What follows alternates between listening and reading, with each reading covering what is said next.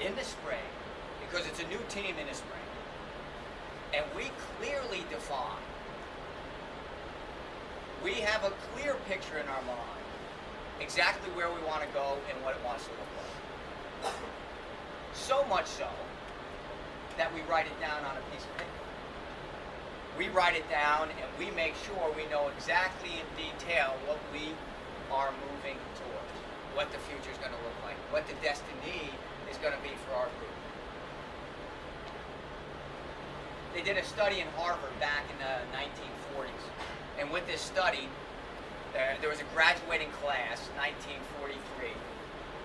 Of that graduating class, there was less than 5% of the class had so clearly defined their goals that they wrote it down. Less than 5%. There was over 40-some% that they could state their goals, but they never wrote them down.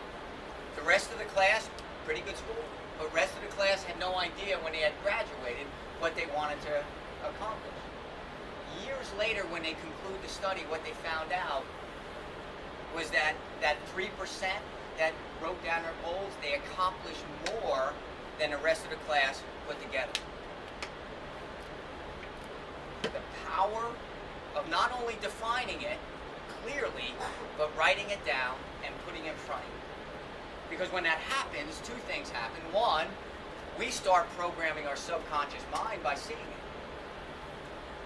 You see, that part of the brain, the subconscious mind, that's responsible for things like your heart beating, your breathing, the blood flowing through your body. Do you ever think about that? Do you consciously ever think about it? No. But it handles it all perfectly.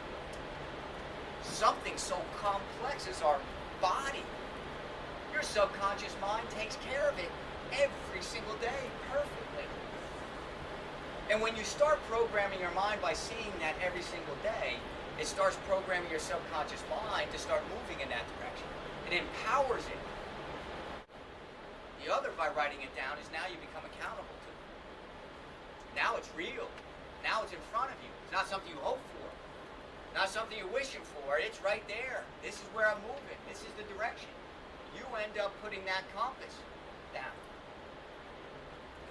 by writing it down and putting it in front. What we know about our guys, let me tell you this, is there are a couple of places and a couple of times during the day where it becomes very useful. But you need to write it down and put it on paper. There was a guy who, successful person who invited a group of people to his house for a dinner party.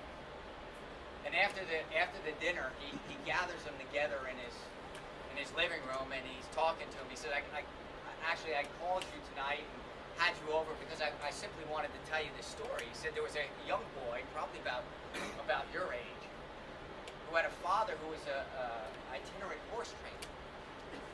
And because of his profession, this boy was moving from town to town to town.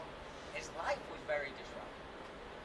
Different friends, different houses, different towns, different schools. And academically, he suffered because of it as well. And he was never very good in school until one day he said, this is it. This is my chance to be successful. English class. Teacher says, your assignment is to write down in detail, write an essay on where you're going to be in 10, 15 years. And the boy got excited. He got excited because this was something he had worked on in his mind for so long, he had developed for so long. He had it in great detail. So the whole week long, he spends every night writing it down on paper, great detail. Friday comes, he hands in the paper, and the whole weekend he's excited because he knows on Monday he's getting his grade back. A little bit of self-image is coming back from these things. So he gets the paper back on Monday, they're handing him out, and he gets his paper back from the teacher, and on the top of the paper is this big red F.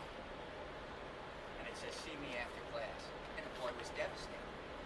Devastated. He said, this is my chance to be a good student. So after class, everybody leaves, he walks up to the teacher, he says, teacher, I don't understand. I tried to do the assignment just as you said. Was it my grammar, my spelling? What was it? And the teacher looked at him, he said, I know you. And I know who you are.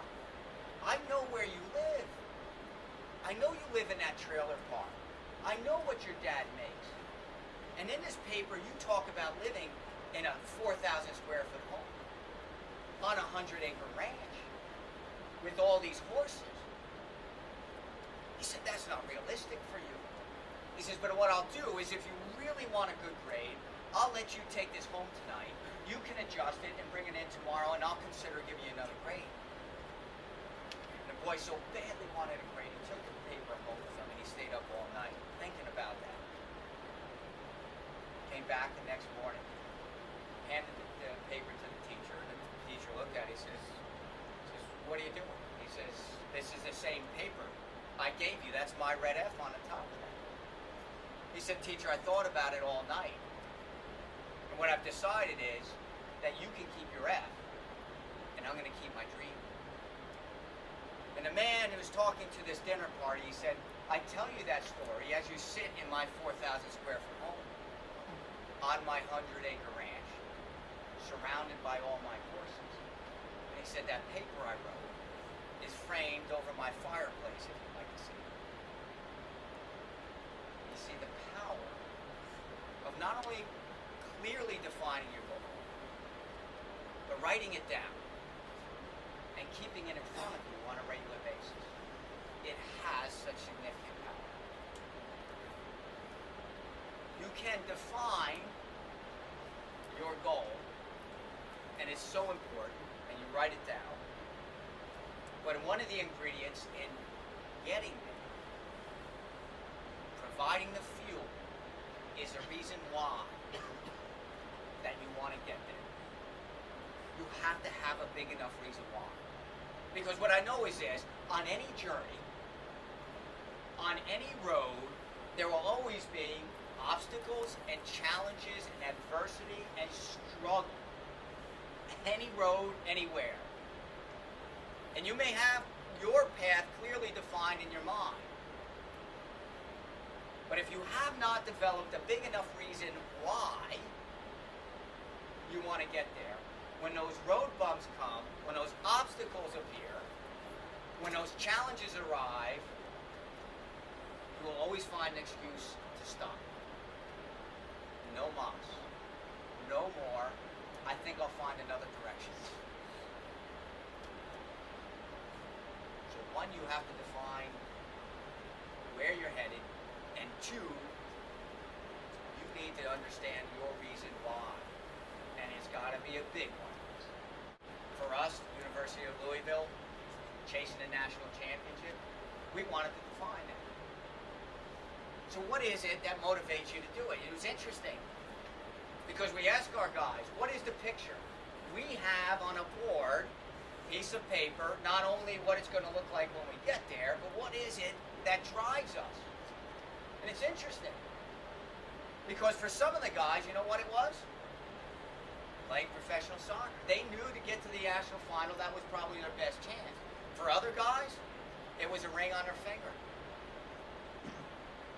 There were other guys that wanted to go to the White House and meet the president. For some guys, it was the party in the quad that was going to happen for winning the national championship. Look, they all had a different reason why.